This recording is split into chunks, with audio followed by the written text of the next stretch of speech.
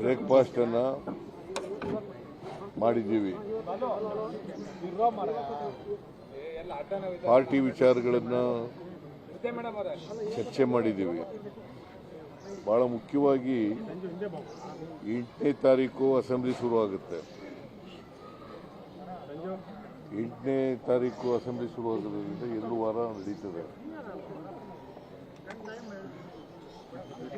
ಅಲ್ಲಿ ನಮ್ಮ ಸ್ಟ್ರಾಟಜಿ ಏನಿರಬೇಕು ಅನ್ನೋದ್ರ ಬಗ್ಗೆ, ರಣನೀತಿ ಹೇಗಿರಬೇಕು ಅನ್ನೋದ್ರ ಬಗ್ಗೆ ಚರ್ಚೆ ಮಾಡಿದ್ದೀವಿ. ಅವರು ಗೊತ್ತಿಲ್ಲ ನನಗೆ, ಪತ್ರಿಕೆಯಲ್ಲಿ ಓದಿರೋದು ನಾನು. ನೋ ಕಾನ್ಫಿಡೆನ್ಸ್ ಮೋಷನ್ ಮೂವ್ ಮಾಡ್ತೀವಿ ಅಂತ ಹೇಳಿದ್ದಾರೆ. ಆಮೇಲೆ ಬೇರೆ ವಿಚಾರಗಳನ್ನು ಪ್ರಸ್ತಾಪ ಮಾಡ್ತೀವಿ ಅಂತ ಹೇಳಿದ್ದಾರೆ.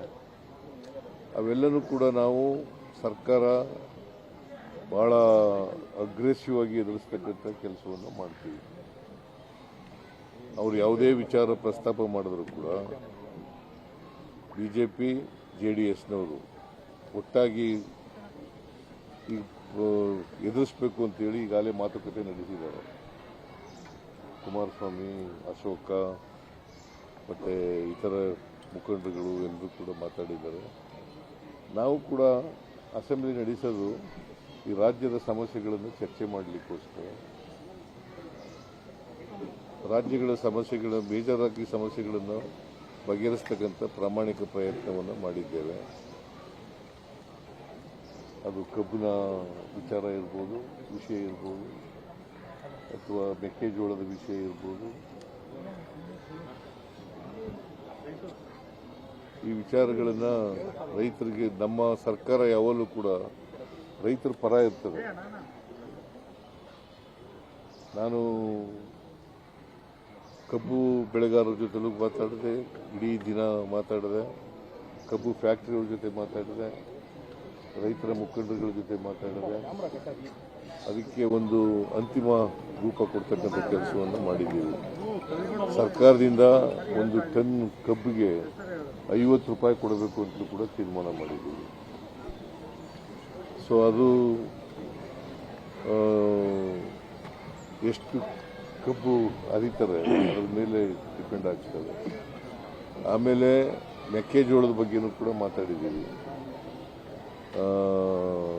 ಡಿಸ್ಟಿಲರಿ ಓನರ್ಸ್ಗಳ ಜೊತೆ ಮಾತಾಡಿದ್ದೀವಿ. ಜೊತೆಗೆ ಪೌಲ್ಟ್ರಿ ಫಾರ್ಮರ್ಸು ಅವ್ರ ಜೊತೆಲೂ ಕೂಡ ಮಾತಾಡಿದ್ದೀವಿ. ಸೊ ಮೆಕ್ಕೆಜೋಳ ಇವತ್ತು MSP ನಿಗದಿ ಮಾಡಿರ್ತಕ್ಕಂಥದ್ದು ಕೇಂದ್ರ ಸರ್ಕಾರ 2400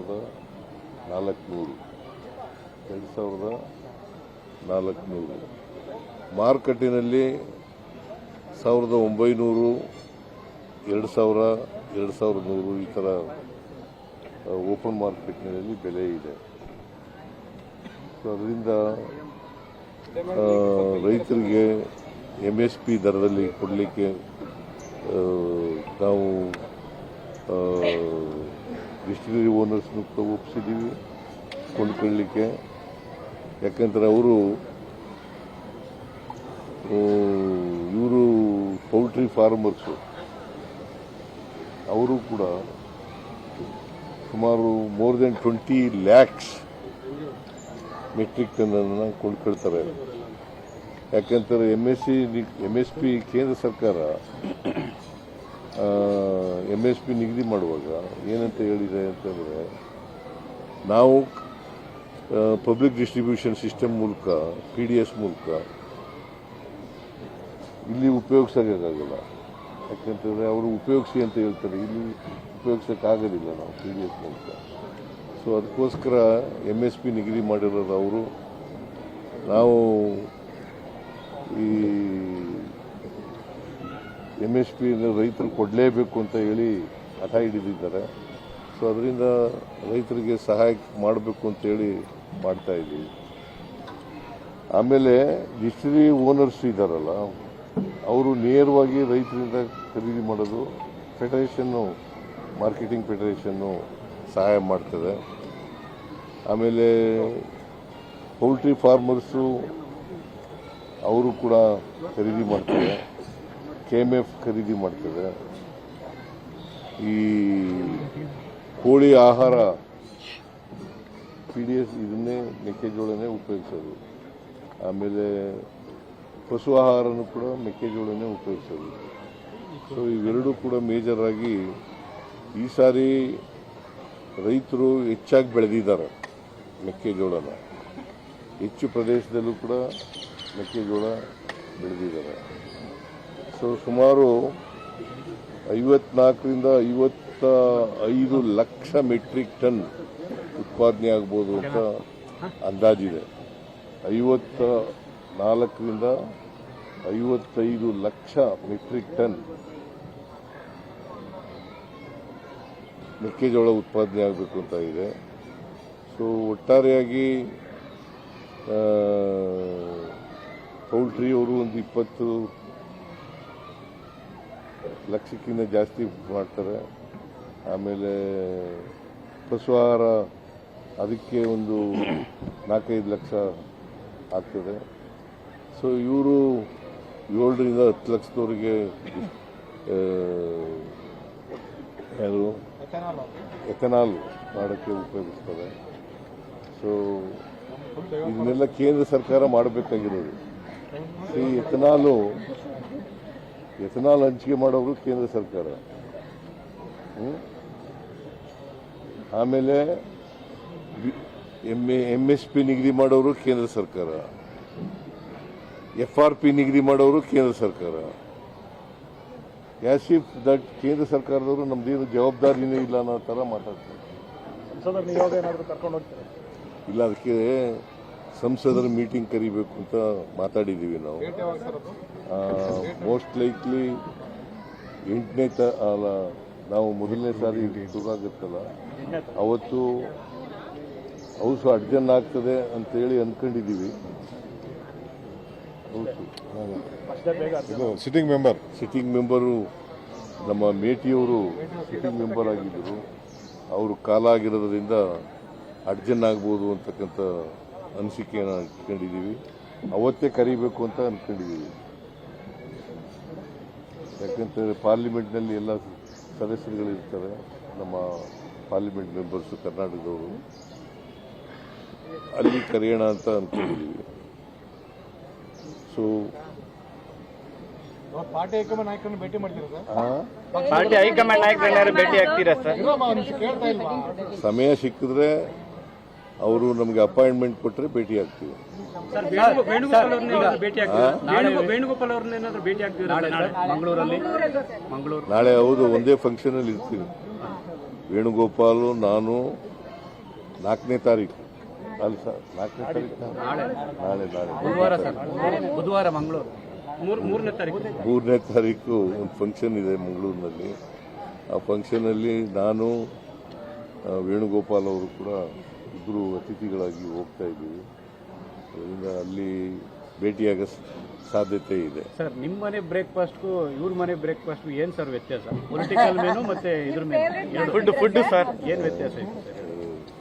ನೋಡಪ್ಪ, ಇವ್ರ ಮನೆಯಲ್ಲಿ ನಾನ್ ವೆಜ್ಜು, ನಮ್ಮ ಮನೆಯಲ್ಲಿ ಬರೀ ವೆಜ್ಜು. ಪೊಲಿಟಿಕಲ್ ಮೆನು ಇವನು ವೆಜಿಟೇರಿಯನ್ನು, ನಾನು ನಾನ್ ವೆಜಿಟೇರಿಯನ್ನು. ಆದರೂ ನಾನು ನಾನ್ ವೆಜಿಟೇರಿಯನ್ ಮಾಡಿಸಿರ್ಲಿಲ್ಲ. ಇವನಿಗೆ ಹೇಳಿದೆ, ನೋಡಪ್ಪ, ಇದರಿಂದ ಹಳ್ಳಿಯಿಂದ ಕೋಳಿ ತಗೋಬಾ, ಇಲ್ಲಿ ನಾಟಿ ಕೋಳಿನ ಸರ್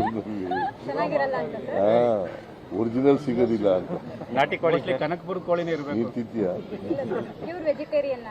ಪ್ಯೂರ ಏನು? ಪ್ಯೂರ್ ಅಂದ್ರೇನು? ಪೊಲಿಟಿಕಲ್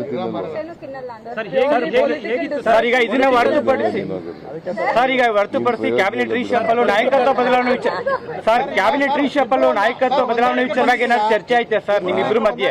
ಕ್ಯಾಬಿನೆಟ್ ರೀಶಫಲ್ ನಾಯಕತ್ವ ಬದಲಾವಣೆ ವಿಚಾರವಾಗಿ ಚರ್ಚೆ ಆಯ್ತಾ? ಕೇಳಪ್ಪ, ಇಲ್ಲಿ ಮೊನ್ನೆನೇ ಚರ್ಚೆ ಮಾಡಿದ್ದೀವಿ. ಹೈಕಮಾಂಡ್ನವರು ಏನು ಹೇಳ್ತಾರೆ ಅದರಂತೆ ನಡ್ಕೋಬೇಕು ಅಂತ ಹೇಳಿದ್ವಿ. ರಾಹುಲ್ ಗಾಂಧಿ ಏನು ಡಿಸಿಷನ್ ತಗೋತಾರೆ ಅದರಂತೆ ನಡ್ಕೋಬೇಕು ಅಂತ ಮೊನ್ನೆನೇ ಚರ್ಚೆ ಮಾಡಿದ್ದೀವಿ. ಇವತ್ತು ಅದನ್ನೇ ಚರ್ಚೆ ಮಾಡಿ ಸರ್, ನಿಮ್ಮ ಶಾಸಕರುಗಳಿಗೂ ಕನ್ವೆ ಮಾಡ್ತೀರಾ ಸರ್? ಸರ್, ಕ್ಯಾಬಿನೆಟ್ ರೀಶಫಲ್ ಆಗುತ್ತೆ. ಹೈಕಮಾಂಡ್ ಏನ್ ತೀರ್ಮಾನ ಮಾಡ್ತಾರೆ ಅದಕ್ಕೆ ಬಾ. ಸರ್ ನಿಮ್ ಶಾಸಕರುಗಳಿಗೆ ಮತ್ತೆ ಸಚಿವರಿಗೂ ಇದನ್ನ ಕನ್ವೆ ಮಾಡ್ತೀರಾ ಸರ್? ನಿಮ್ ಬ್ರೇಕ್ಫಾಸ್ಟ್ ಮೀಟಿಂಗ್ ನಿಮ್ ಬ್ರೇಕ್ಫಾಸ್ಟ್ ಮೀಟಿಂಗ್ ನೀವು ನಾವು ಒಗ್ಗಟ್ಟಾಗಿದ್ದೀವಿ ಅಂತ ಮಾಧ್ಯಮದ ಮುಂದೆ ಹೇಳಿದ್ರಲ್ಲ, ನಾವು ಯಾವಾಗಲೂ ಒಗ್ಗಟ್ಟಾಗಿದ್ದೀವಿ. ಏನ್ ಈಗ ಕೆಲ ಒಗ್ಗಟ್ಟಾಗಿದ್ದೀವಿ? ಶಾಸಕರುಗಳಿಗೆ ಕೇಳ್ರಿ ಇಲ್ಲಿ, ಹೇಳಿದ್ದಾರೆ. ಇವತ್ತು ಒಗ್ಗಟ್ಟಾಗಿರೋದಲ್ಲ, ಮೊನ್ನೆ ಒಗ್ಗಟ್ಟಾಗಿರೋದಲ್ಲ, ಯಾವಾಗಲೂ ಒಗ್ಗಟ್ಟಾಗಿದೆ. ಆಯೋಜನೆ ಮಾಡ್ತೀರಿ ಸರ್ ಜಂಟಿಯಾಗಿ? ಶಾಸಕರು ಸಚಿವರಿಗೆ ಜಂಟಿಯಾಗಿ ಅವತರಣ ಕೂಟ ಆಯೋಜನೆ ಮಾಡಿ ಒಗ್ಗಟ್ಟಿನ ಸೂತ್ರ ಪಡಿಸ್ತೀರಾ? ಇಲ್ಲ, ಇದ್ರ ಊಟ ಎಂತದು CLP ಮೀಟಿಂಗ್ ಕರಿತೀವಲ್ಲ, ಅವತ್ತೇ ಊಟ ಮಾಡ್ತಾರೆ. ಸರ್ ಕಳೆದ ಮೈತ್ರಿ ಸರ್ಕಾರದಲ್ಲಿ ಜೋಡೆತ್ತುಗಳು ಅನ್ನೋ ವರ್ಡು ತುಂಬಾ ಫೇಮಸ್ ಆಗ್ತಿತ್ತು. ಈಗ ಬ್ರದರ್ಸ್ ಅನ್ನೋ ಪದಗಳು ಕೂಡ ನಿಮ್ಮ ಇಬ್ಬರಲ್ಲಿ ಕೇಳ್ಬರ್ತಿದೆ. ನಾವು ಯಾವಾಗಲೂ ಬ್ರದರ್ ಬ್ರದರ್ಸೇ, ಒಂದೇ ಪಕ್ಷದಲ್ಲಿ ಇದ್ದೀವಿ, ಒಂದೇ ಸಿದ್ಧಾಂತದಲ್ಲಿ ನಂಬ್ಕೊಂಡಿದ್ದೀವಿ, ಒಟ್ಟಿಗೆ ಕೆಲಸ ಮಾಡ್ತೀವಿ. 2028ಕ್ಕೂ ಕೂಡ ನಾವು ಒಟ್ಟಿಗೆ ಕೆಲಸ ಮಾಡ್ತೀವಿ, ಅಧಿಕಾರಕ್ಕೆ ತಗೋಬೇಕು. ಪರಮೇಶ್ವರ್ ತಮ್ಮಿಬ್ಬರನ್ನ ಊಟಕ್ಕೆ ಆಹ್ವಾನ ಮಾಡ್ತೀನಿ ಅಂತ ಹೇಳಿದ್ದಾರೆ ಸರ್. ಪರಮೇಶ್ವರ್ ನಿಮ್ಮಿಬ್ಬರನ್ನ ಬ್ರೇಕ್ಫಾಸ್ಟ್ ಕರೀತಾರೆ ಅಂತ ನೀವು ಅವ್ರನ್ನ ಕರೆದಿಲ್ಲ, ಅದಕ್ಕೆ ನಾನೇ ಅವ್ರನ್ನ ಕರಿತೀನಿ ಅನ್ನೋ ಮಾತನಾಡಿ ಅವ್ರ ಮನೆಗೆ ಹೋಗ್ತೀರಾ ಸರ್? ನೀವು ಪ್ರಶ್ನೆ ಕೇಳಿದ್ದೀರಿ ಅನ್ನೋ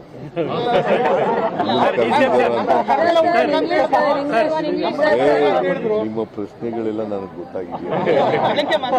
ನಿಮಗೆಲ್ಲ ನೀವು ಏನೇನು ಪ್ರಶ್ನೆ ಕೇಳ್ತೀರಿ, ಈ ತರ ಲೀಡಿಂಗ್ ಕ್ವಶನ್ಗಳು ಹಾಕೋದು. ಹೋಗ್ತೀರಾ ಅಂತ ಕೇಳಿದ್ವಿ ಸರ್. ಲೀಡಿಂಗ್ ಕ್ವಶನ್ ಅಂತ ಗೊತ್ತಾ ನಿಮ್ಗೆ? ಆ ಲೀಡಿಂಗ್ ಕ್ವಶನ್ಗಳು ನೀವು ಜಾಸ್ತಿ ಕಲ್ತ್ಕೊಂಡ್ಬಿಟ್ಟಿದ್ರಿ ಇತ್ತೀಚೆಗೆ.